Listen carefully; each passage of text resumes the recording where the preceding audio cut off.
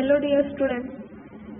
Today we are going to discuss the next concept of DC, that is factors in communication network.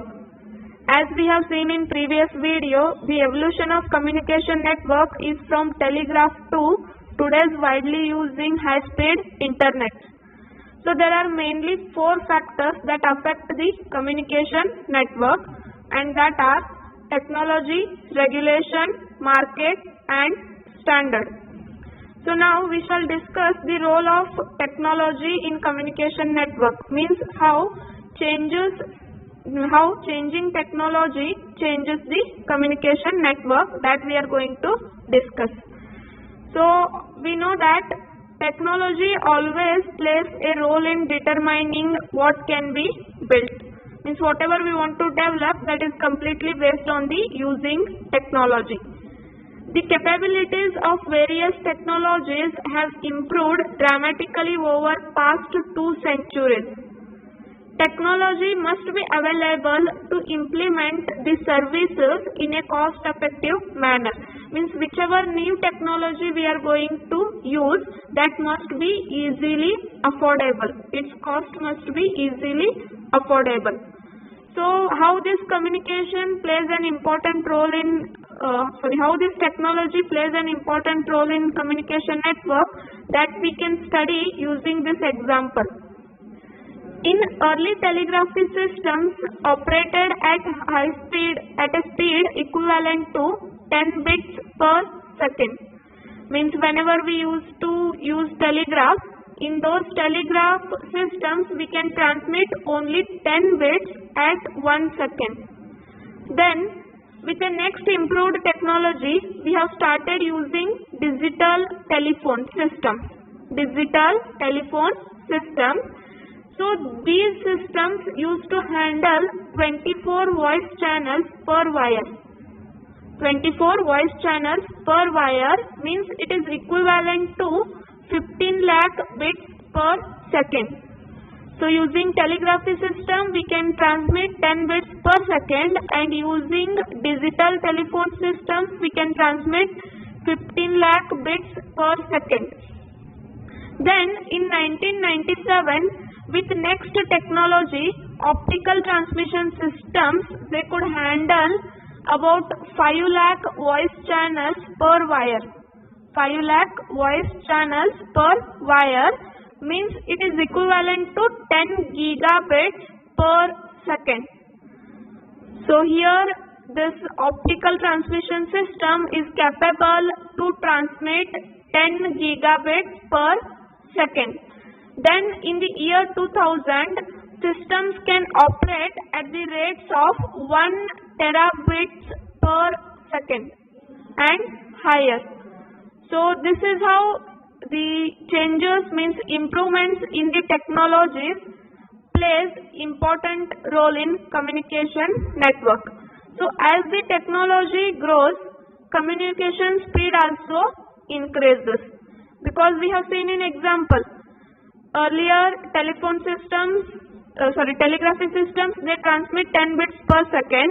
Then next used systems are digital telephones. So they can transmit 15 lakh bits per second. Then next optical transmission systems, they can transmit 5 lakh voice channels per wire, means 10 gigabytes per second. Then later in 2000, the new operating systems, they are used to transmit 1 terabyte per second. So this is how, as the technology grows, communication speed also increases, and this is how we can say technology plays an important role in communication network. But the fundamental physical consideration place limits on what technology can ultimately achieve. Means technology have some limits, and that is put by fundamental physical considerations. For example, no signals can propagate faster than the speed of light, because no technology can cross the speed of nature.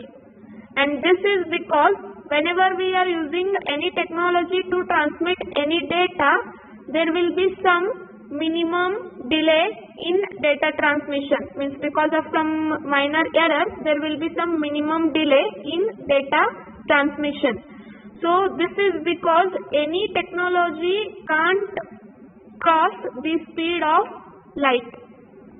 Okay, now come to the second factor, that is role of regulation. So government regulation must permit new communication services to be offered. So if anyone wants to launch any new communication service, then that must be regulated by government. So they should take some proper authorized permission from government. Then communication services are always government regulated. They are always government regulated. So regulation is totally depends upon the country.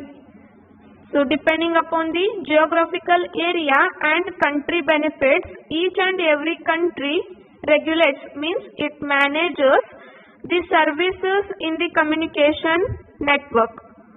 So in communication services, all countries have their own monopolies.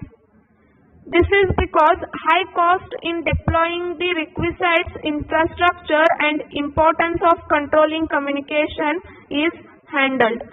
Means the new services may have some more cost for acquisition.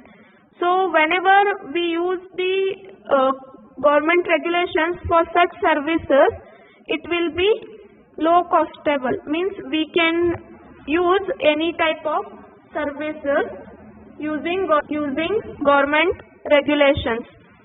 Then come to the third factor, and which is that market. So the existence of a market for a new services is the third factor involved in finding the success of new service. So whenever new service is launched, that service success is mainly based on marketing. Why this? Because if the service want to become a success, then it is completely determined by the customer's willingness to pay, which of course depends on the cost and usefulness and appeal of the service. So if you create any new service, if you want to launch any new service, then how that marketing will work is, if any customer wants to buy, then it will be successful. If no customer wants to buy that, then market will not allow that service. So for example, consider the email service, which is of limited use. So it is useful only if the number of reachable destinations is small. So email service we can use for data communication when number of destinations are small, because current Gmail email sending limit is maximum 500 emails. Maximum how many emails? Only 500 emails. Means you can send maximum 500 emails per day, not more than that. That may be one mail to 500 people or 5 mails to 100 people each. But maximum mails you can transmit is 500 per day. So this email service provides a limit. So in that case, no user go for use of email if the destinations are more. Means if they want to send their data more than 500 people, then they don't use email service. They go for some other services that provide more useful than email. Hope you understood the role of market. Then come to the fourth factor, that is role of standard. So standards are basically agreements with industry-wide, national and possibly international scope. The standard rules are developed by international community. For example, for telephony systems, standards or rules are developed by ITU.